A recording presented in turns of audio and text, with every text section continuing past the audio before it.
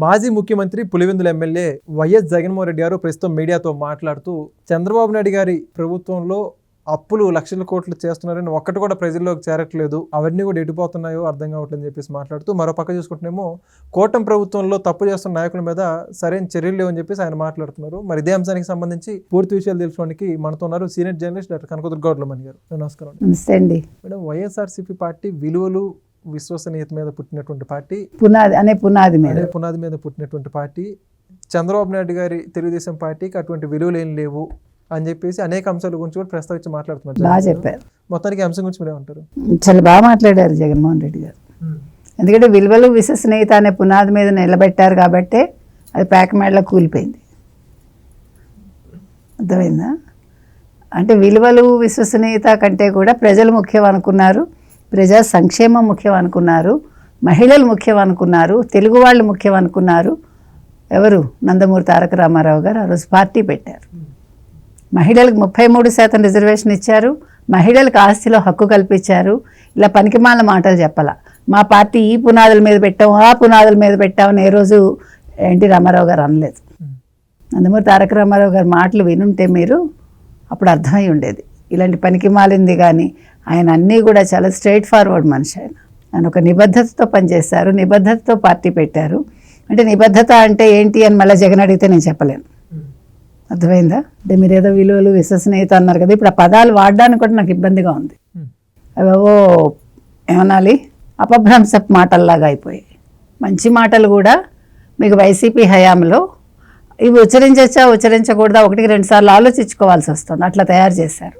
అయితే ఆయన ఇవాళ ప్రెస్ మీట్ పెట్టి ఆయన మాట్లాడినది ఏమీ కొత్తగా లేదు. మీకు ఏమైనా కొత్తగా ఉంది అంటే నాకు చెప్పండి ఒక పాయింట్. నేను మొత్తం ప్రెస్ మీట్ చూశాను, విన్నాక చరవడం తప్ప ఇంకేం లేదు అక్కడ. ఇదే చంద్రబాబు నాయుడు గారిని తిడతాడు, పప్పు బెల్లాల్లాగా భూములు ఇచ్చేస్తున్నారంటాడు, అభివృద్ధి లేదంటాడు, ఆయన సూపర్ 6 అమలు చేయలేదంటాడు, మేమే అన్నీ అమలు చేస్తాం, జగన్ అనే నేనే అమలు చేశానంటాడు, జగన్ అది ఇచ్చాడు, జగన్ ఇది ఇచ్చాడు, గతం మాట్లాడతాడు. వర్తమానంలో జగన్ ఏం చేస్తున్నాడు చెప్పడు. వర్తమానంలో జగన్ ప్రజల మధ్యకి వెళ్ళాడా లేదా, ఓడిపోయాక ప్రజల్ని పరామర్శించాడా లేదా అనేది చెప్పడు. ఆయన ఎవరిని పరామర్శించాడు ఓడిపోయాక? ఎవరైతే ఈవీఎంలు బద్దలు కొట్టి జైలుకి వెళ్తారో అలాంటి వాళ్ళు, లేదు ఇళ్ల మీద దాడి చేసిన వాళ్ళు, అలాంటి వాళ్ళని పరామర్శిస్తాడు. అంబటి రాంబాబుని పరామర్శించలే, బూతులు తిట్టినా కూడా పాపం వాళ్ళ పిల్లల్ని వెళ్ళి పరామర్శించాడు. కాబట్టి జగన్మోహన్ రెడ్డి మాట్లాడుతుంటే మనకి నవ్వాలో ఏడవాలో అర్థం కావట్లా. ఎందుకంటే విలువల గురించి ఆయన మాట్లాడుతూ ఉంటే చిత్రంగా ఉంది కదా మీకు. అసలు ఇప్పుడు ఇన్ని మాట్లాడుతున్నాడు, భూములు పప్పులు బెల్లాలకు ఇచ్చేస్తున్నారు అంటున్నాడు ఆయన. మరి మీ హయాంలో ఎందుకు ఇవ్వలేదు మీరు? అసలు మీ హయాంలో మరి అన్నీ తీసుకొచ్చానన్నారు కదా. ఒక చిన్న క్వశ్చన్ వేద్దాం ఆయన్ని. ఇప్పుడు ఏదైతే గూగుల్ ఏఐ డేటా సెంటర్ ఉందో మా హయాంలో వచ్చింది అన్నాడు కదా, అనుకుందాం ఆయన హయాంలో వచ్చిందని. మరి ఆయన భూములు ఎంతకి ఇచ్చాడప్పుడు? మరి అదేది ఆ దస్తావేజులన్నీ ఏవి మరి ఆయన చెప్పాలి కదా. అంటే ఊరికే ఇచ్చాడా? ఇక్కడ 99 పైసలకి ఇచ్చారు. పిచ్చా మనకేమైనా వినటానికి? ఒక భూమిని వాళ్ళు ఉచితంగా ఇచ్చారంటే అక్కడ భూమిని ఉచితంగా ఇచ్చినట్టు కాదు, ఆ భూమి మీద వాళ్ళు భవనాలు నిర్మించి ఉద్యోగాలు కల్పిస్తారు కదా. అంటే కామన్ సెన్స్ లేకపోతే, అంటే మీకు తెలియాలి సంపద అంటే ఏంటి, సంపద పంపిణీ ఏంటి, సంపద సృష్టించటం అంటే ఏంటి, ఇవన్నీ తెలియాలి మీకు. ఆ లాజిస్టిక్స్ తెలియాలి. తర్వాత మీకు అవగాహన ఉండాలి దేని మీదైనా. అసలు పరిశ్రమలు పెట్టడం అంటే ఏంటి, పరిశ్రమల వల్ల ప్రయోజనాలు ఏంటి యువతకి, అసలు ఎందుకు మనం ఆహ్వానించాలి, మన దగ్గరికి వాళ్ళు ఎందుకు వస్తారు, మనం ఏమిస్తున్నాము, ఇవన్నీ ఉంటాయి కదా. ఇప్పుడు వాతావరణం అనుకూలించాలి, వాళ్ళు వచ్చాక వాళ్ళకి ముందు అసలు వర్కర్స్ దొరకాలి వాళ్ళకి కన్స్ట్రక్షన్కి. ప్రతిదీ కూడా మీకు అన్నీ ఒకదాంతో ఒకటి ముడిపడి ఉంటాయి. అది కూడా అర్థం కాకపోతే జగన్మోహన్ రెడ్డికి ప్యాలెస్లు కట్టించేసుకున్నాడు, ప్యాలెస్లో పడుకుంటాడు, తెల్లారు లేస్తే వస్తాడు వెళ్ళిపోతాడు. ఇవాళ మంగళవారం వచ్చాడు కదా, లాస్ట్ వీక్ తప్పాడు, మంగళవారం తప్పాడు, బుధవారం వచ్చాడు. అందుకని జగన్మోహన్ రెడ్డి మాట్లాడుతూ ఉంటే ఎదురు ప్రశ్నించే వాళ్ళు ఉండాలి ఆయనకి. ఆ అవకాశం ఇవ్వడు. మన నేషనల్ మీడియాలో కూడా పారిపోయాడు కదా. పారిపోయాడా? మరి ఏంటి మాట్లాడతాడు? మనం ఎందుకు వినాలి? ఎందుకు వినాలంటే మన దౌర్భాగ్యం కాబట్టి. బికాజ్ ఆయన చెప్పిన అబద్ధాలను మనం ఖండించాలి కదా. 100 కోట్లు మాత్రం ఖజానాలో ఉంచారంటున్నాడు. 100 కోట్లు ఉంచారు. అది చెప్పాల్సింది ఆయన. మేము ఖాళీ చేసి వెళ్ళిపోతే ఇవాళ అప్పులన్నీ కూటమి కడుతోంది అని చెప్పాలి ఆయన ప్రతి దాంట్లో. ఇప్పుడు మనం ఇందాక మాట్లాడుకున్నామండి, ఇది ఏపీ సర్వశిక్ష అభియాన్. అవుట్సోర్సింగ్ వాళ్ళకిను అక్కడ ఏమంటారు కాంట్రాక్ట్ ఉద్యోగులకి జీతాలు ఇవ్వలేదనే కదా చెప్పారు. కేంద్రమే చెప్పింది కదా.